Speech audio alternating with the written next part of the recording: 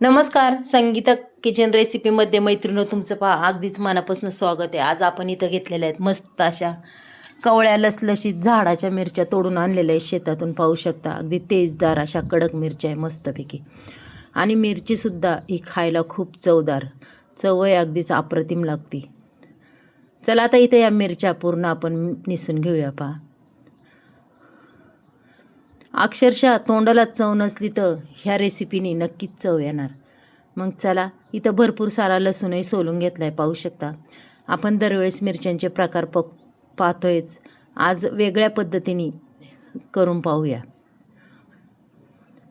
भरपूर सारा लसूण आणि भरपूर साऱ्या मिरच्या ह्या एकत्र केल्याच्यानंतर आपल्याला घ्यायचं आहे आता मिक्सरचा बाऊल. मिक्सरच्या बाऊलमध्ये हे संपूर्ण ओतून द्यायचे. पाहू शकता.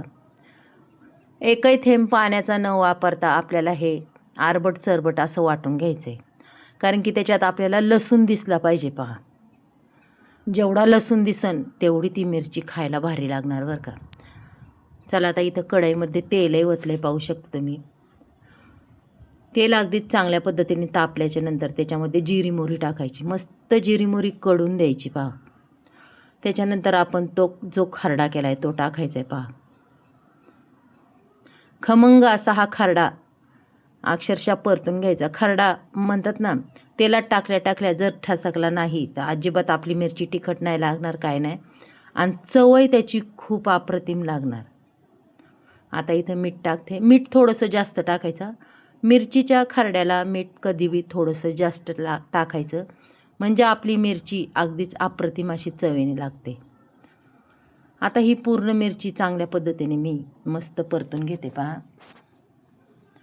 मस्त परतून घ्यायची. आणि पाहू शकता तुम्हाला त्याच्यात लसूणही दिसत असेल, लहान लहान, एकदम लहान लहान लसूण दिसतोय. आणि मिरची खायला खूपच टेस्टी. मिरची अक्षरशः तयार होत आलेली आहे. पाहू शकता तुम्ही. तरीही तिला आपण अजूनही परतूया. अक्षरशः महिनाभर टिकणारी ही मिरची आहे आणि खरंच कुठेही घेऊन जा, अक्षरशः तोंडाला चवच देणार बरं का. तुमच्या भाजीला सुद्धा मागे सारीन अशी ही मिरचीचा खरडा आहे. पहा, चला, मिरचीचा खरडा तयार झाला आहे. आता मी तुम्हाला दाखवते खाली घेऊन. पहा, आता शक्यतो प्लेटमध्ये काढणार होते पण नाही काढणार, मी त्याच्यातच ठेवणार आहे. पाहू शकता. मस्तपैकी खमंग अशी आपली मिरची ही तयार झालेली ही खरडा. मग मैत्रिणींनो, तुम्हाला आजची ही रेसिपी आवडली तर नक्कीच सांगा. पाहू शकता, मी तुम्हाला जवळून दाखवते. पहा, लसणाचे अगदी बारीक बारीक कणसुद्धा त्याच्यात तसेच आहे.